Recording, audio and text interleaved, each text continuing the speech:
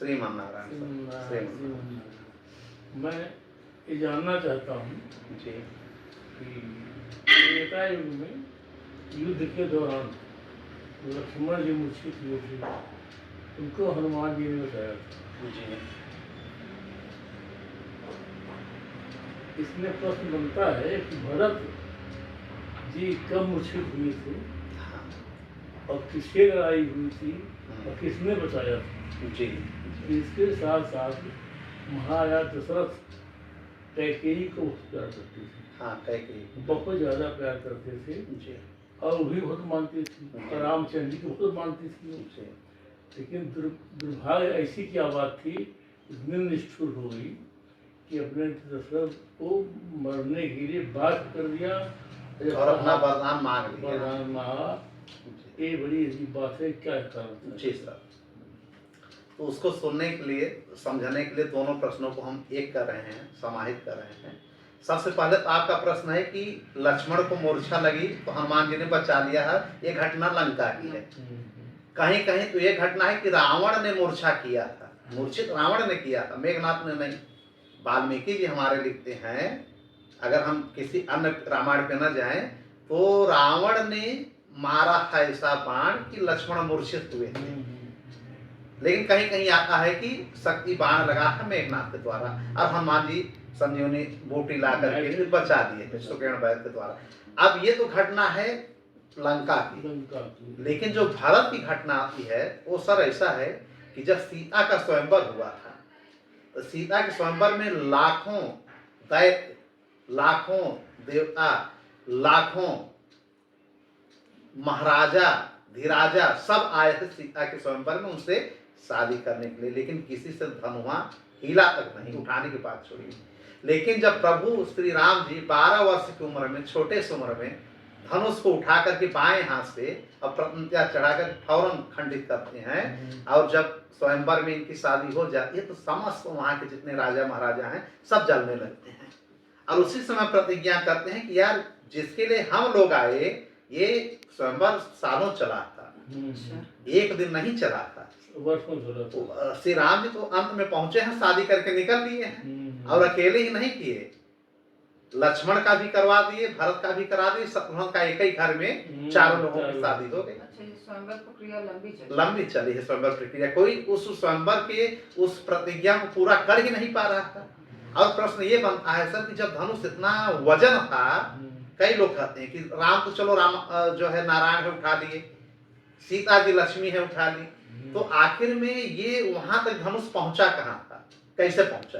ये कुछ लोग हमसे एक बार प्रश्न किए कि जब धनुष इतना वजन है कि रावण भी नहीं उठा पाया, गिर जा रहा है, समस्त राजा गिर जा रहे हैं, उठा नहीं पा रहे हैं, आखिर में वहां तक ले करके कौन गया?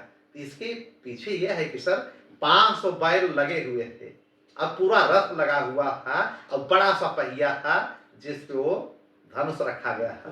500 बैल ले गए थे उस राज्यसभा में, ठीक है, 500 बैल उस राज्यसभा में ले गए थे और जिस रथ पे रखा उस पे रखा था, जैसे हम लोग तखत का दीवान करें तो धनुष रखने के लिए जो बना था वो बहुत पहले ही जब जनक पाए थे तो उसी समय से रखा गया है, उसको हटाया नहीं जा रहा था, केवल पोंछ करके उसको पूजा पाठ किया जाता है। जब माता सीता उसके साथ खेलने लगी तब जाकर के जनक जी स्वयंवर का वो करते हैं कि जो इसको उठाएगा तोड़ेगा उससे शादी करेंगे।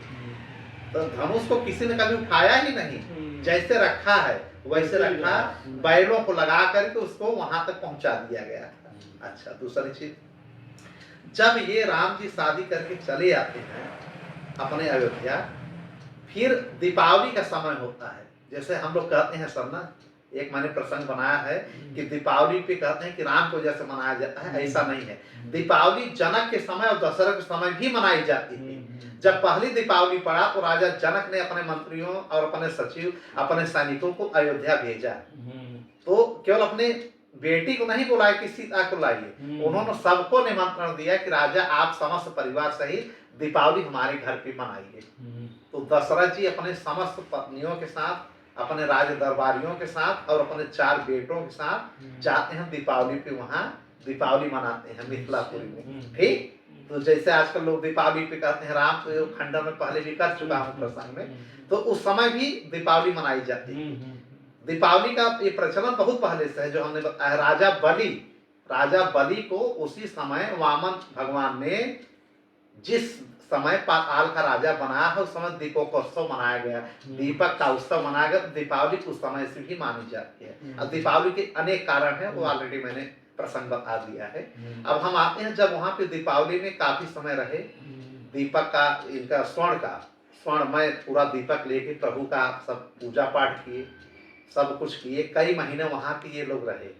जब वापसी आने लगे, तब तक समस्त राजाओं को, जो विपक्षी शत्रु राजा थे, जो सीता को नहीं हासिल कर पाए थे, ये सब एकजुट हो गए, लाखों लोग। और मार्ग में वहां से 12 कोस आने पर मिथिला से मार्ग में ही इन लोगों ने अवरोध कर दिया और लड़ने के लिए ललकारा। दशरथ जी लड़ने के लिए गए, प्रभु श्री राम बोले कि अब हमको मौका दीजिए, आप बैठे रहिए। हाथी से लोग हाथी पर बैठे हुए थे। फिर श्री राम जी जब गए तो तीनों भाई साथ बोले, चारों भाई ने युद्ध किया, लेकिन वो लोग इतने ज्यादा संख्या में थे और इतने बलशाली और शक्तिशाली पड़े कि तीनों भाई पूर्ण रूप से घायल हो गए। श्री राम जी के पूरे शरीर में इतने बाण लगे कि हर जगह रक्त बहने लगा। और उसी समय भरत को इतने बाण लग गए कि भरत मरणासन स्थिति में चले गए, मूर्छित हो गए, बेहोश हो गए।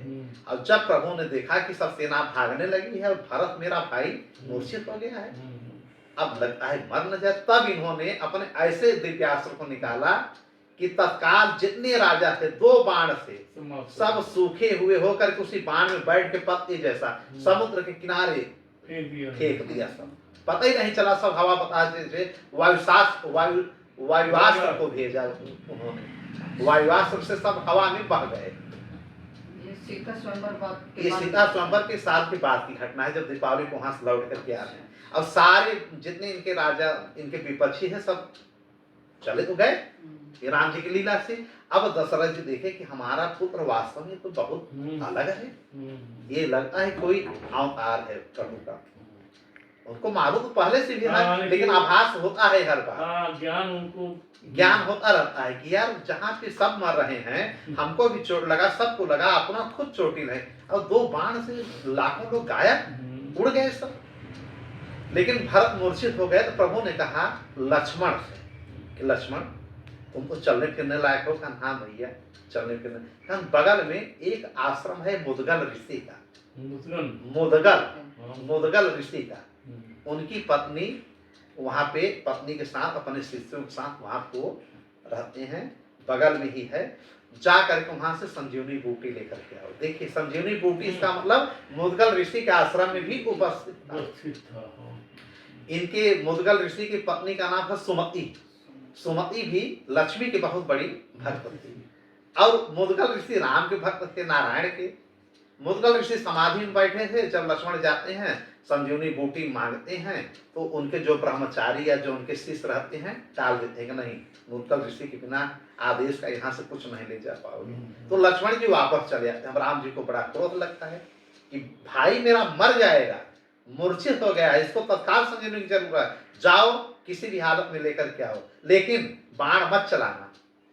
ऋषि मुनियों पे, ब्राह्मणों को बाण मत, हाथ से जितना बल लगा सकना और डांट डपट करके अपना लेकर के चले गए। यही किया लक्ष्मण जी ने, यही किया, डांट डपट करके हाहू करके अपना बिना लड़ाई किए लेकर के संजीवनी बूटी आए। प्रभु को ज्ञान था, श्री राम जी को ज्ञान था कि कहाँ कैसे करना, उसको तत्काल पिसवा करके उनका, चूंकि बाण अगर पूरे शरीर में बेध गए थे, अगर पूरा बाण निकलता, समस्त रक्त निकल जाता, भरत जी की मृत्यु की संभावना थी, इसलिए तब बाण निकाले और लेप लगा दिए। तत्काल मिनटों में भरत जी उठ के बैठ गए। तब तक उनकी समाधि टूटी मुदगल ऋषि की। मुदगल ऋषि वहां से अपने इनको ब्रह्मचारियों को भेजते हैं कि इतना बड़ा उदंडई किसने किया, ये लक्ष्मण है कौन?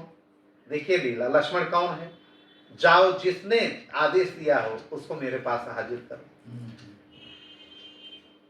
अब ब्रह्मचारी और उनके शिष्य आते हैं, कहते हैं भाई लक्ष्मण आप कौन है, आप किसके माध्यम से गए? तो राम के बोलने के पहले दशरथ बोल गए। दशरथ को ऊपर ले लिए कि अगर श्राप मिलना है तो हमको मिले, मेरे बेटे को न मिले। उन्होंने कहा कि मैंने भेजा था भरत जी को, ऐसा ऐसा हुआ था, मैं आ रहा हूँ मुद्गल ऋषि से क्षमा प्रार्थी हूँ, आशीर्वाद लूंगा, क्षमा मांगूंगा, जा करके आप लोग कह दीजिए। तो जा करके जब कहते हैं तब तक ये दशरथ जी समस्त अपने पूरे कुटुंबों के साथ उनके आश्रम में पहुंच जाते हैं। अब यही चाह रहे थे मुद्गल ऋषि कि इसी बहाने प्रभु कम से कम हमारे कुटिया में आ जाए। अब दशरथ जी जाकर के सर नवा करके माफी मांगते हैं कि प्रभु हमको माफ करिए, मेरा लड़का बिल्कुल मरणासन स्थिति में था, मैंने मंगा दिया था संजीवनी बूटी। तो हंसने लगे कि राजन आप नहीं मंगाए थे, श्री राम प्रभु ने मंगाया। हाँ, कहा मैं आप कोई अपराध नहीं किए हैं, ये तो मेरे लिए पुण्य का काम है कि इसी बहाने प्रभु मेरे कुटिया में आ गए। नहीं, प्रभु यहाँ आने वाले कहाँ थे, सीधे चले जाते अयोध्या में। और आप तो बहुत पुण्य आत्मा है कि आप यहाँ एक पुत्र के रूप में अवतरित हुए हैं। हम लोग झलक पाने के लिए तरसते रहते हैं और आप इनको लाल प्यार कर रहे हैं, तो आपका भी दर्शन करने के लिए अब प्रभु साक्षात नारायण को मैं आंखों से देखना चाह रहा, इसलिए मैं बुलाया, आप मेरा पहले प्रणाम स्वीकार करिए, मुद्गल ऋषि ने कहा। और सुमति ने जाकर के लक्ष्मी सीता माँ का खूब लाड़ प्यार किया कि वैसे कहाँ मिलेंगी, ये लीला में हाँ साथ में लीला के रूप में ये लोग आई हैं, तो वो खूब पूजा पाठ करती हैं, समस्त लोगों का सत्कार किया, इनकी जितनी सास सीता माँ की।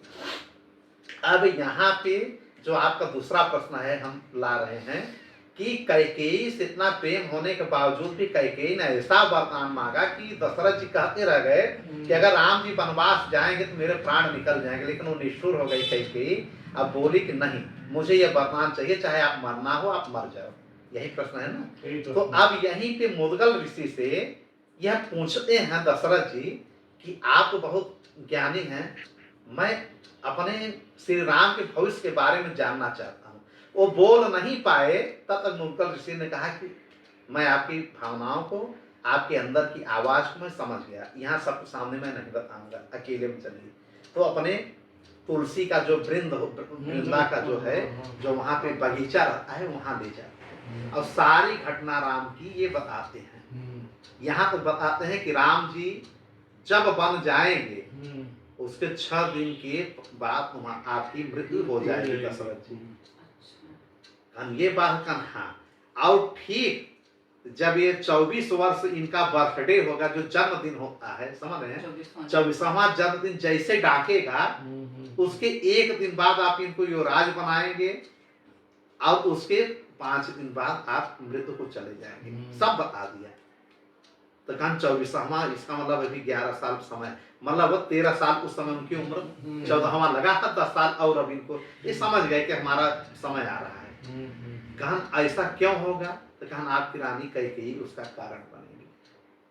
कैकेयी कहा हाँ, जबरदस्त 2 वरदान ये मांगेंगी, एक 14 वर्ष के लिए इनका वनवास, एक भरत का राज्य। ये मुद्गल ऋषि ने बता दिया। कहा नहीं, मैं मना कर दूंगा तो कैकेयी मान जाएगी, नहीं मानेगी निष्ठुर हो जाएंगी। कहा ऐसा क्यों? मेरी पत्नी हमारे लिए प्राण दे सकते, मेरा प्राण कैसे लेंगी? तब उन्होंने बताया कि तुम कौन हो और कैकेयी कौन है, पहले ये जान लीजिए। मुद्गल ऋषि ने बताया। कहा प्रभु मैं कौन हूँ, मैं इतना बड़ा भाग्यशाली कैसे कि नारायण मेरे घर पे अवतार लिए हैं। तब उन्होंने कहा कि पूर्व काल में बहुत पहले घटना है, तुम विष्णु भक्त, बहुत बड़े नारायण के भक्त थे, तुम्हारा नाम था धर्मदत्त, ब्राह्मण धर्मदत्त। तुम भगवान की सेवा दिन रात करते थे, धर्म में युक्त थे हमेशा। ठीक है, तुम्हारी 2 पत्नियां थी, जो एक कौशल्या बन के आई हैं, एक सुमित्रा। ये तुम्हारे साथ शुरू से लगी हुई है। दोनों पत्नी के साथ रहते हुए तुम सदाचारी जीवन बिताए हो, कभी अधर्म नहीं किए हो। कहा फिर प्रभु ये कैसे का कहां से मिल गए? कहा अब बता रहे हैं। ये एक प्रेत थी, एक राक्षसी थी कैकेयी। कहा ये एक उस समय जब आपकी शादी हो चुकी थी, आप एक दिन सुबह के समय जाकर के मंदिर में अपने जाकर के पूजा पाठ करने के लिए जा रहे, तो रास्ते में एक जंगल पड़ता है, वहां पे ये कैकेयी प्रेत के रूप में मिली और आपको डराने लगी। तो धर्मदत्त डर गए, जो बता रहे हैं उत्तर से कि जो वो धर्मदत्त ब्राह्मण थे, जब तुम हाँ। हुए हो घटना में बता रहे डर गए, हाँ। धर्मदत्त डर गए, सोचने लगे कौन है, तो गंगा जल था तुलसी, उसके ऊपर फेंक देते हैं, तो डर इनका खत्म हो जाता है। वो प्रेत योनि में होते हुए भी दिखने लगती है और एकदम पतली सी दुबली पतली बिना खाए पिए। 15 वर्ष इसको प्रेत योनि में हो गया है आए हुए, 15 ईयर्स। ये जल भाई प्रेत योनि में जल ग्रहण हो नहीं सकता है। अब प्रेत योनि में कौन जाता है? जो आत्महत्या करता है। इस पे मैंने एक प्रसंग बताया है, जो सुसाइड करता है वो प्रेत योनि में जाता है। फिर इसकी घटना क्या है कैकेयी की? अब कैकेयी प्रेत योनि में आने से पहले एक ब्राह्मणी थी, इसका नाम था कलहा। इस कैकेयी का नाम था कलहा। ये अपने पति के ठीक विपरीत काम करती थी। अगर पति कहता पानी लाओ तो पानी अड़ा देती, कहता खाना खिलाओ तो खाना फेंक देती, कहता मेरा मित्र आए हैं उनको जल ग्रहण, कुछ नहीं, ठीक उसका उल्टा करेगी। तब ये पंडित जी बड़े नाराज हुए, अपने मित्रों से पंडितों से पूछे कि हम क्या करें, मेरी पत्नी हमारे विपरीत। तो कहा उल्टा कहा करो कि मेरा मित्र आए उसको भगा देना, मुझे खाना मत लाओ। तो वही करने लगे, तो उल्टा कहते तो उसका उल्टा करती। तो पंडित जी अपना सब काम करा लेते। फिर ये घटना कौन बता रहा है? वो प्रेत बता रही है धर्मदत्त से कि आपने मुझको स्थिर कर दिया, मेरे अंदर जो पीड़ा थी कम हो गई है, अब मुझको बड़ा अच्छा लग रहा है। कहा तुम हो कौन? तब वो बता रही कि मैं कलहा थी, अपने पति के विरुद्ध हमेशा मैंने काम किया है।